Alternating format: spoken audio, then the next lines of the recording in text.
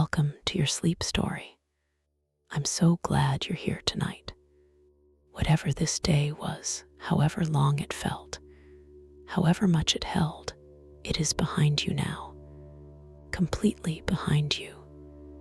You made it through, and that is everything. So let's begin. Before I take you anywhere tonight, I want to count you down from 10 to 1. And as I count, I want you to allow yourself to sink just a little deeper into wherever you are right now. Feel the weight of your body. Feel what is beneath you, holding you. And with each number, just let go a little more. 10. Allow your eyes to close. Gently, completely. There is nothing you need to see right now. 9. Feel your shoulders and let them drop as far as they want to go. 8. A slow breath in through the nose. 7. And all the way out. 6. Your hands. Feel them opening. Whatever you've been holding today, you can put it down now. 5.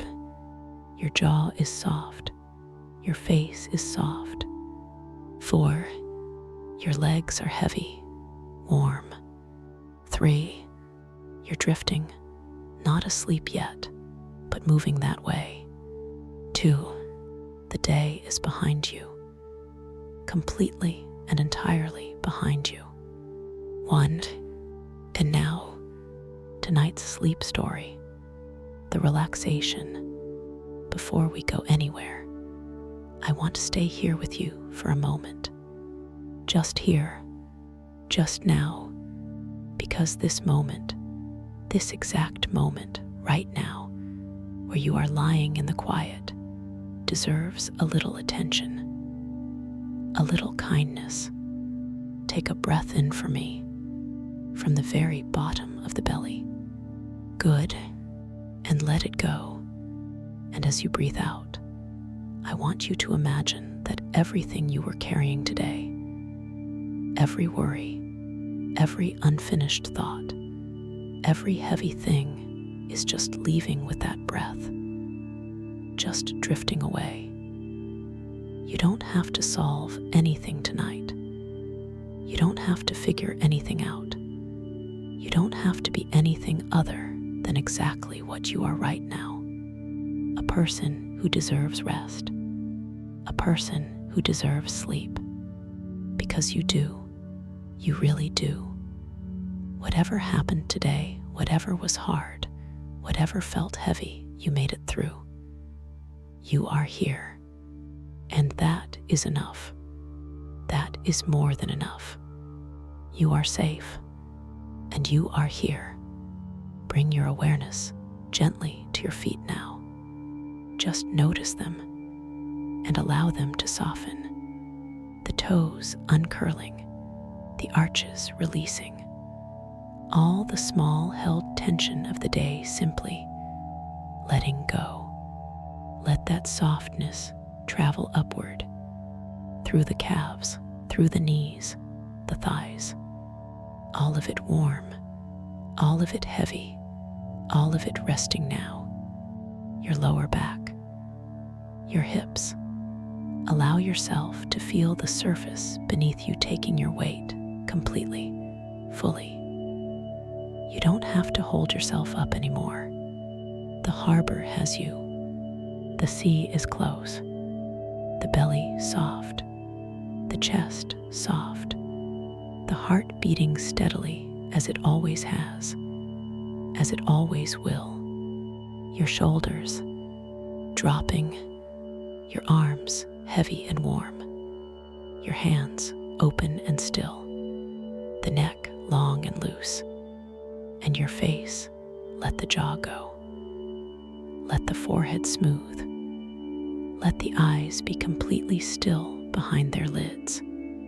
There you are, from the top of your head to the tips of your toes, completely soft, completely warm, completely at rest. You've done beautifully. Now, let me take you somewhere the harbor is still, and the boats are at their moorings, and the logbooks are on the desk, and the harbor master has been watching over this water since midnight, and the dawn is beginning its slow arrival. Come with me. The harbor, a working harbor, not a pleasure harbor, not the marina of the leisure boats. A working harbor, the harbor where the fishing boats go out, where the cargo vessels load and unload, where the ferries come and go. The harbor that has been working since it was built, that will keep working until it can no longer. The harbor wall, old stone, the same stone as Seamus's island, the same granite as the Cornish coast, the stone that was chosen because it resists what the sea does to stone. The harbor wall that has been doing its work for 100 years, perhaps 2. The boats inside protected, the boats outside not. The harbor wall, the boundary between the safe and the not safe, between the held and the exposed.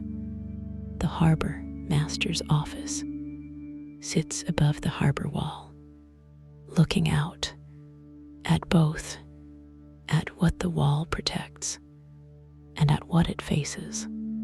The office, old, the office, its wooden walls, its single window, facing the harbor, always the window facing the harbor. That is the point. The harbor master's office must face the harbor, must be able to see every vessel, every mooring, every entrance, every exit. The window, large, the largest feature of the small room.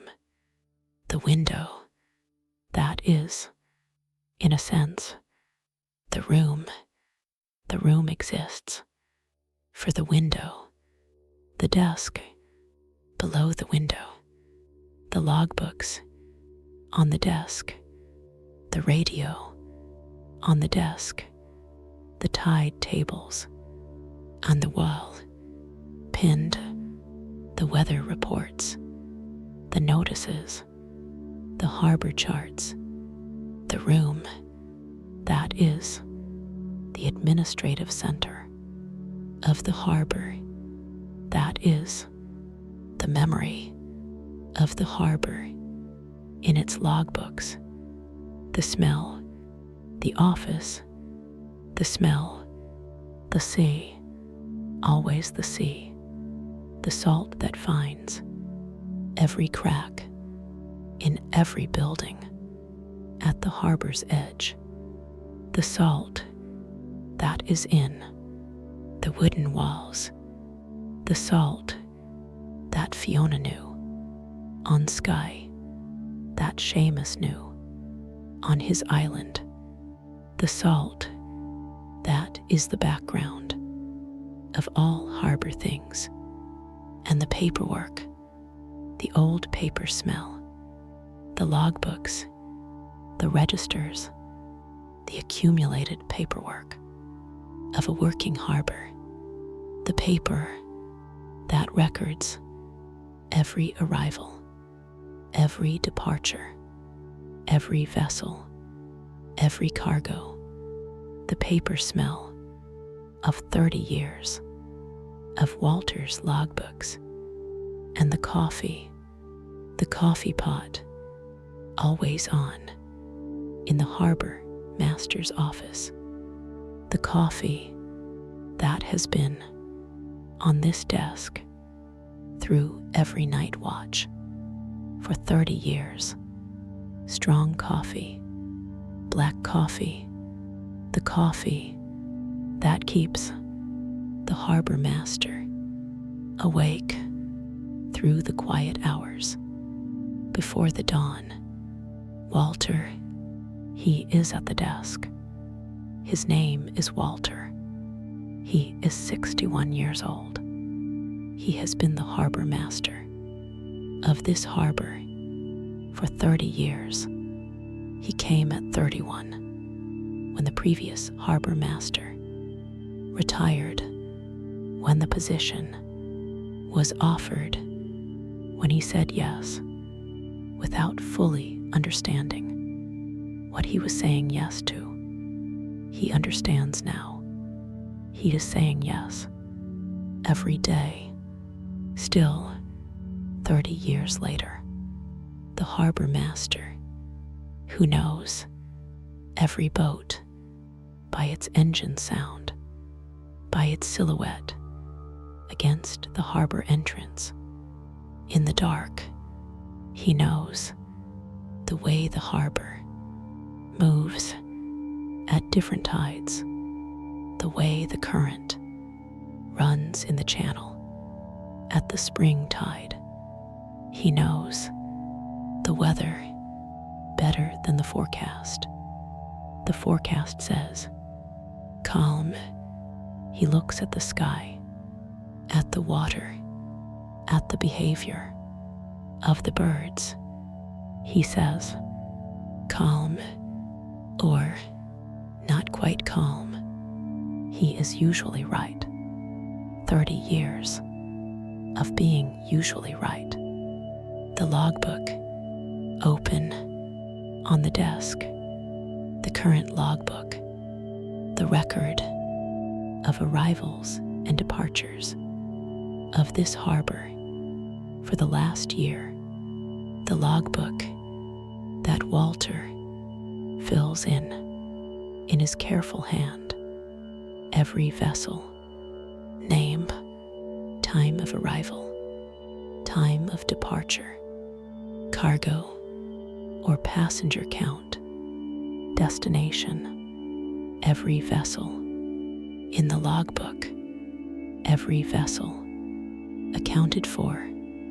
The logbook, that is the harbor's memory on the shelf behind Walter, the previous logbooks, 30 years, his 30 years, and before his, on the same shelf, the logbooks of his predecessors, going back further than Walter knows, the logbooks that together make the full record of this harbor's working life, every vessel that ever passed through in the logbooks, on the shelf, in the harbor master's office, at the harbor wall, by the sea, the radio on the desk, the radio,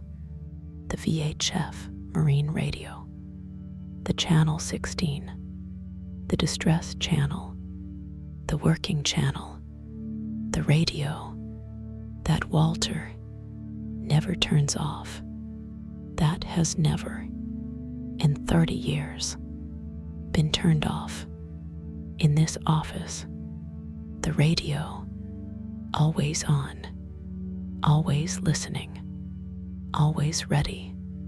The static of the radio, the background of the harbor master's night, the static that is the sea speaking in its own language that occasionally resolves into a voice, a vessel calling or calling out into the static, the radio, the connection between the office and every vessel on the water within range, the connection that Walter maintains simply by being here with the radio on. The harbor AT this hour, 3 in the morning, the deepest quiet of the harbor night, the boats at their moorings, all of them, the fishing boats, the ones that went out yesterday, that came back late afternoon, now at rest, the one cargo vessel that arrived at 8 last evening, unloaded, now still at the commercial quay, the ferry that runs to the island, first sailing at 7, still hours away, now at its berth, the harbor in the deepest quiet, the water in the harbor basin, still the reflections, clear, the harbor lights in the water, the same amber as Venice, as the Portuguese harbor, the same amber in every harbor in the world. At this hour, the lights of the working harbor in the still water.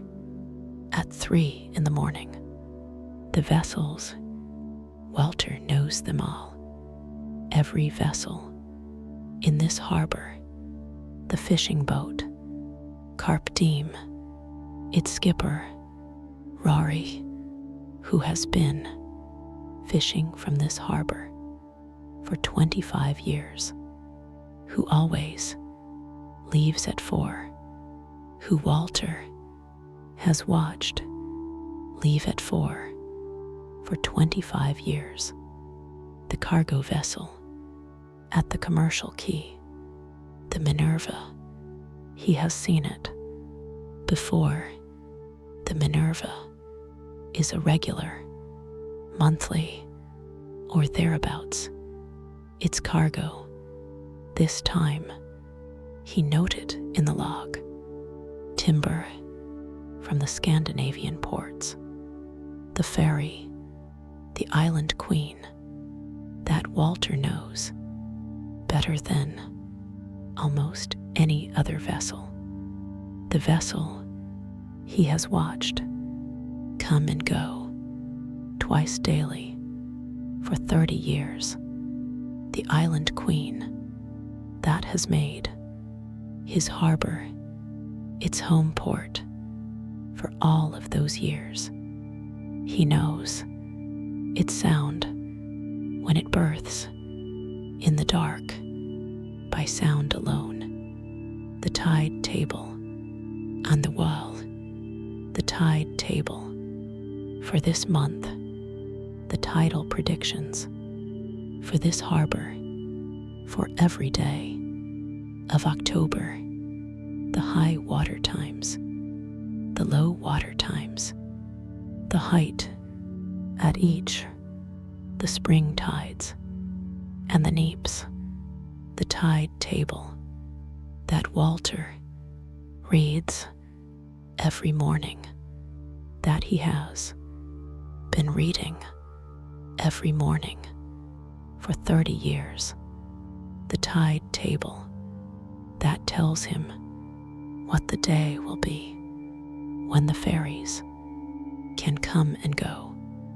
when the fishing boats should leave to be back before the low water at the harbor entrance, the tide table, the harbor's calendar, its clock, its regulator, the tide that the harbor obeys, that Walter mediates between the sea's schedule and the human schedule, the harbor master who speaks both languages, the calm dawn beginning very slowly to the east over the hills behind the harbor, the sky changing barely at 4, just the faintest reduction in the depth of the dark, the sky still dark, but not the deep dark of 3, something different in the dark. At 4, the suggestion of light still hours away, but suggested, offered as a possibility. The dark beginning its slow retreat that will, by 6, by 7, have given way entirely to the day.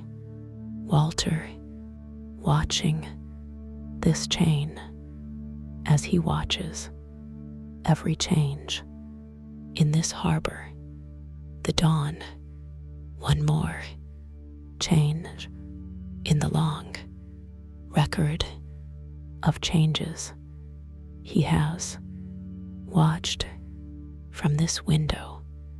Growing still, Walter is at the desk, the logbook open, the radio on, the coffee going cool, the harbor outside, the boats at their moorings, the reflections in the still water, the dawn beginning, very slowly, to the east, if thoughts are arriving, and they probably are, because that is what minds do. They are not staying long. The harbor takes them, the water in the basin, still, perfectly still, at this hour, at this tide. The thoughts come, you notice them, the water receives them, as the harbor receives every vessel, without preference, without judgment, simply receives. You don't need to hold any of them, just the office, just the desk, just the logbook, just the radio's soft static, just Walter watching the water, the dawn coming as it always comes, slowly, then completely.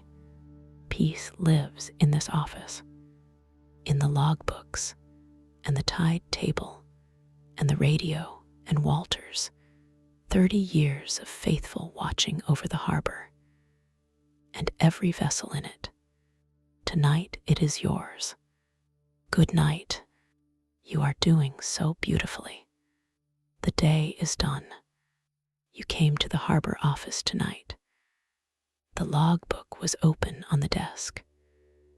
The radio was on, the soft static of channel 16, always listening.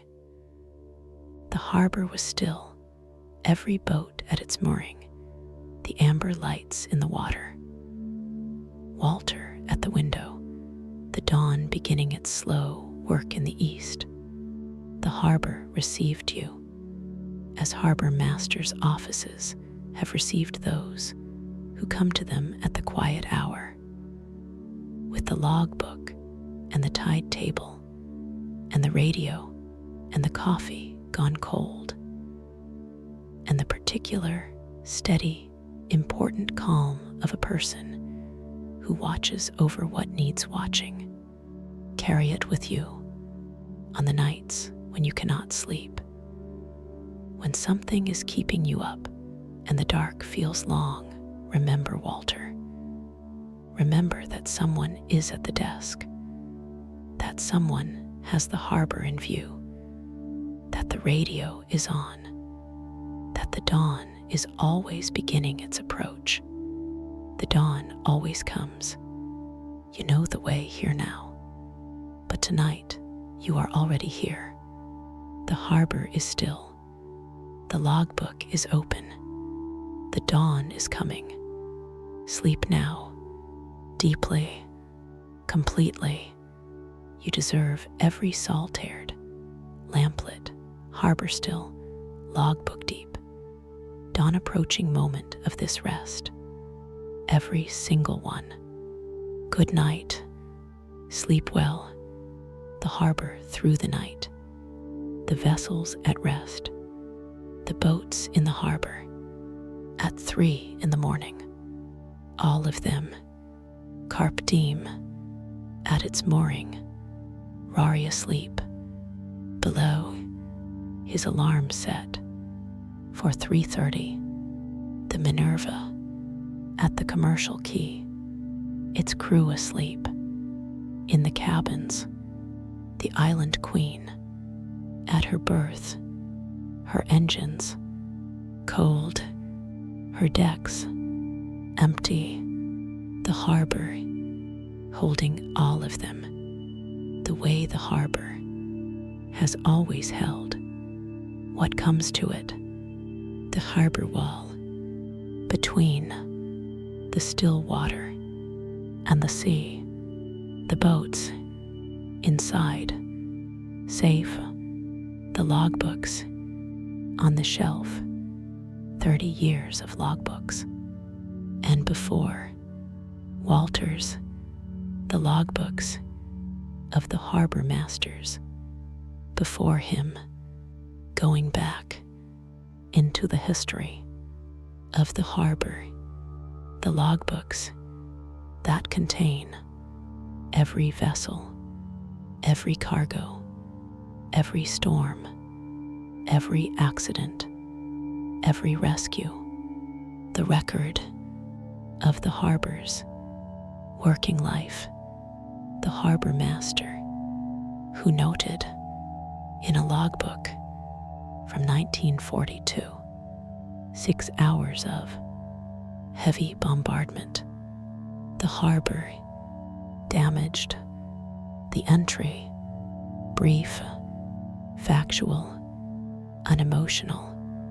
The way logbooks are written, but the 6 hours in the brief entry still present, still in the logbook, on the shelf. The harbor, remembering what the people who were here recorded. The radio, the static, all night. The radio on channel 16. The hiss of the open frequency. The sea in the hiss. And at 4:15, a voice, a vessel, outward bound. The Breton Star, fishing vessel, out of St. Malo, passing through the traffic separation zone to the west, calling the Coast Guard to report its position. Walter hears it, notes the time in the log, goes back to his watch. The radio, the connection to every vessel on the sea within range. The voices that come and go through the static. The sea speaking through its vessels. The ferry at 7. The Island Queen. The first sailing. At 7, the crew will begin boarding. At 6, preparing the engines, warming the first passengers on the quay. At 6:30, the early ones who always come early. The departure at 7 precisely. Walter will watch from the window as he has watched every departure of the Island Queen for 30 years. The ferry that goes to the island, that brings the island people to the mainland, that connects the disconnected. That is, in a small way, the reason many people on the island can live the life they choose, because the ferry goes every day in all but the most extreme weather, because Walter and the harbor masters before him made the harbor that the ferry can use, the harbor and the ferry and the island and the mainland, all connected by the logbook on Walter's desk. The calm dawn breaking at 5, the sky changing more visibly, the gray replacing the black, the stars beginning to fade in the east, the first of them going, the brightest still present, the harbor changing in the changing light, the boats emerging more fully from the dark, their shapes more distinct, the water, the reflections less amber, more gray, with the gray of the early dawn sky. Walter watching the dawn that he has watched every morning for 30 years from this window, the dawn that is every morning slightly different, that is every morning the same, the light returning, the harbor waking slowly as the harbor always wakes when the light returns, the fishing boats leaving. At 4, Rory's alarm. At 4:15, the engine of the Carpe Diem. Walter hears it as he hears everything in this harbor, the engine finding its rhythm, the boat moving away from its mooring through the harbor to the entrance. Walter watches the Carpe Diem passing the harbor mouth, the harbor light finding it briefly as it passes out into the open sea, into the dark beyond the harbor. Rory going as Rory has gone 1,000 mornings. Walter watching as Walter has watched 1,000 mornings. The boat going out that will come back as it always comes back by afternoon. The harbor receiving it again as the harbor always receives what went out from it, what the harbor holds. The logbooks on the shelf, they hold everything, the arrivals, the departures, the storms, the rescues, the ordinary days, the extraordinary days. The harbor that holds its record in the logbooks and in the stone of the wall and in the water of the basin, the harbor that has received every vessel that came through its entrance with welcome, with the harbor lights, with the mooring, waiting, with Walter at the desk, watching, with the logbook open, waiting to record whatever comes, the harbor that does not turn away.